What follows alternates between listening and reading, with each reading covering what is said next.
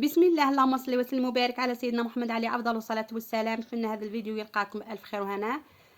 نرحب بكم كامل، نقول لكم شرفيني ومنوريني. اليوم حبيباتي جيتكم بهذه الوصفه الرائعه، تقدروا تقولوا اكثر من رائعه، وصفه رمضانيه. جيتكم بهذه الدجاجه هذه روطي يعني ولا اروع، بواحد التتبيله اللي زادت لها بنه على بنه. هذه الدجاجه هذه تجيكم طايبه زبده، وتجيكم بنه خياليه.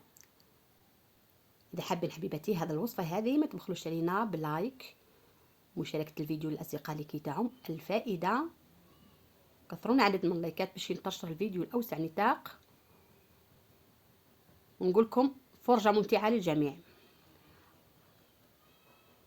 اول مرحله واش نديرو هنا في الاناء؟ نحطو 5 سنات تاع ثوم، 5 سنات تاع ثوم كرازيتهم حطيتهم هنايا في الاناء. وراح نضيف هنا ذوبت مغرفه تاع زبده ذوبتها ولا مارغرين عادي، وراح نضيف 4 مغارف تاع زيت. هذه التتبيله تجيكم ولا اروع، تجيكم ما شاء الله. انا عندي تشكيله تاع التوابل، عندي هنايا كزبر، ثوم بودره، بابريكا، عندي فلفل اسود، وعندي هنايا زنجبيل، عندي كركم، عندي بابريكا حمراء، وعندي زعتر، درت شويه زعتر وشويه بصل بودره. ما نساوش الملح. حطي ذوك التوابل تاعك وخلطي مليح مليح. ضيفوا هنايا مغرفه تاع لا موطارد يعطينا ذوق رائع. نخلطوا هاد التتبيله هذه مليح مليح، وراح ندهنوا هذيك الدجاجه تاعنا هنا. سما زيدوا عصره تاع قارص، بس حبه تاع قارص عصروها. انا الدجاجه تاعي هنا دجاجه تاع البريزيل، حكمتها نظفتها غسلتها مليح مليح نقيتها بيان، وراح نبيكيها معاكم هنايا بالموس باش تدخلنا فيها هذيك التتبيله هذيك. الدجاج دائما لازم تعقموه بالخل والقارص والملح. ندهنوا بهذيك التتبيله هذيك ونشربها مليح ونخليها 2 سوايع. انا هنا راني مزروبه، سما نتوما خليوها قد ما تخليوها قد ما تعطيكم بنه ولا اروع. خليوها تسترنخ مليح مليح في هذيك التتبيله هذيك، وديروها في الثلاجه على الاقل 2 سوايع. انا سما قلت لكم راني مزروبه، راح نديرها سما ندهنها ونحطها شويه برك، واحد نص ساعه برك، وراح نديرها معاكم. نحطها دو كوتي ونمروا البلا تاعنا. انا هنا درت 2 حبات تاع بصله، ولا حبه بصله تكون كبيره، انا اسمها بصل تاعي شويه صغير، درت 2 حبات. ودرت ثاني 2 حبيبات تاع طماطم قطعي كيما تحبي. انا درتهم هكا البصل هكا درتو جوانح.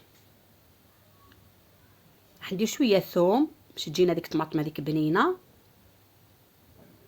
وانا هنا عندي واحد 4 حبات بطاطا عفوا، قطعتهم هكا دي غوندال، وراح نديرهم في هذيك التتبيله اللي بقات لي.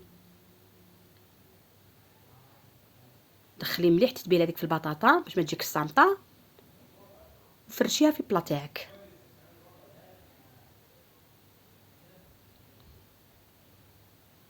بهذه الطريقه هذه هكا. يعني هاد الدجاجه هذه قلت لكم جات بنينه ما شاء الله، جات ولا اروع. انا بعد ما استفت البطاطا تاعي راح نحط الدجاجه هذيك تاعي ونحكمها، نغلقها شويه هكا نحكمها هكا رجليها هكا بالخيط، الخيط يكون خاص بالمطبخ. يعني هاد الدجاجات هادو تاع البرزيل صغار خلاص نتم يطيبوا. في هذيك التتبيله هذيك زدت مغرفه تاع هريسه وشويه ملح باش تجينا صامطه، ونص كاس تاع ماء. نمسح هذاك الليان مليح مليح ونفرغوا في هذيك الدجاجه هذيك باش طيب لنا الدجاجه هذيك والبطاطا هذيك، ونحطوهم على 180 درجه. انا للامانه جابت لي دات لي ساعه ونص، يعني ساعه و20 دقيقه، ساعه ونص، يعني طيب لك زبده وتتحمر لك بالبيان وتجيك ولا اروع، تجيك ما شاء الله.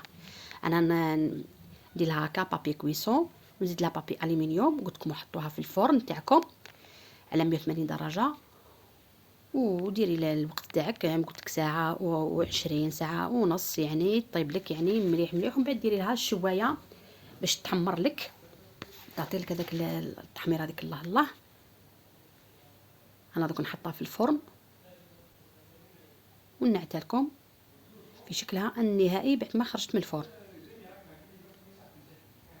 هاي الدجاجه تاعنا بعد ما خرجتها من الفرن كيفاش جات محمره. الله الله، جات ولا اروع. البطاطا ديك طابت زبده، وحتى الدجاج يعني طاب زبده. بعد ما نحيتها درتها انا في صحن تقديم، ديكوريتها هكا دورت عليها بطاطا هذيك وطماطم، وديكوريتها هكا بالقارص. يعني جات ولا اروع. مازال تيتفور، مازال تيتغلي. نقسمها معاكم، يعني تقسم بكل سهوله. يعني طابت زبده، ما قدرتش نقسمها ولا غير تغلي.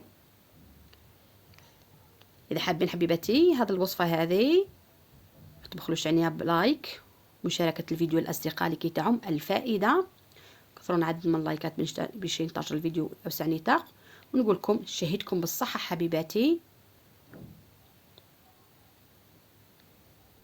ومع السلامه مع وصفه اخرى ان شاء الله. سلام.